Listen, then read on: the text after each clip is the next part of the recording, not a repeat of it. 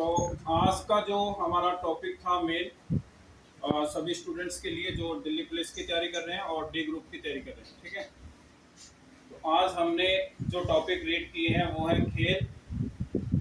खेल के बारे में कि किसमें कौन से अवार्ड्स मिले हुए हैं और उसके साथ हमारी नियुक्तियाँ, ठीक है। जैसे राज्यपाल की नियुक्तियाँ हुई हैं, हर साल चेंज होती हैं, तो नियुक्तियों के बारे में आपको पढ़ना है, जो पीडीएफ आपको मिली है उससे। और इसमें आपकी गवर्नमेंट स्कीम्स हैं, जितनी भी गवर्नमेंट स्कीम्स हैं जो स्टेट वाइज हैं उनको भी हम रीड करेंगे। तकरीबन 50 से 60 स्कीम्स हैं जो आप पीडीएफ से रीड कर लेंगे। इसके अलावा और क्या है, नियुक्तियाँ हो गई, खेल,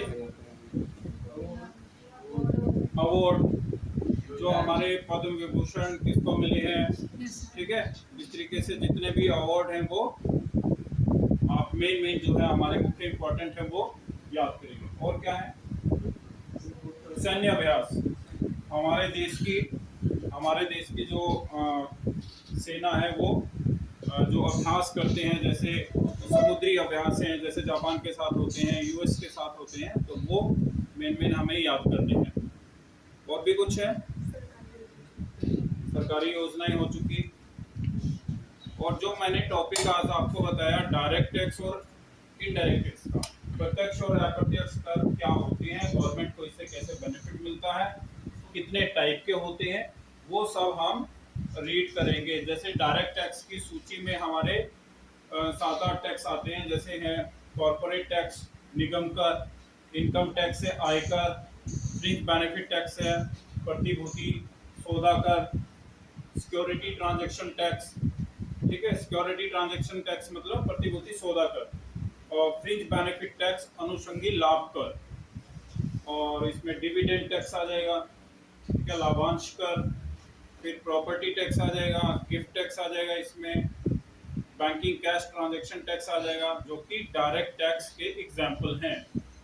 इनडायरेक्ट टैक्स की जब हम बात करते हैं, जैसे कस्टम ड्यूटी हो गया हमारा, सीमा शुल्क, और कौन से हैं, एक्साइज ड्यूटी हो गया, और service tax, GST, value added tax, sale tax, ये सब जो टैक्स हैं वो इनडायरेक्ट टैक्स कहलाते हैं। इनडायरेक्ट टैक्स मेनली गुड्स और सर्विसेज पर लगते हैं, वस्तु और सेवाओं पर, और जो डायरेक्ट टैक्स होते हैं वो इनकम पर लगते हैं। मतलब डायरेक्ट टैक्स जब भी आप देंगे तो आपकी कोई ना कोई इनकम हो रही होगी, ठीक है, इनकम के ऊपर टैक्स है।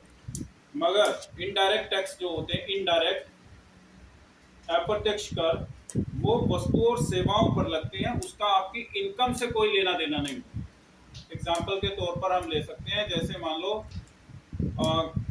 अंबानी, मुकेश अंबानी भी अगर मान लो कोई पार्ले जी का पैकेट खरीदता है तो उसको भी वो 5 रुपीज में मिलेगा, हम अगर खरीदेंगे तो हमें भी 5 रुपीज में मिलेगा।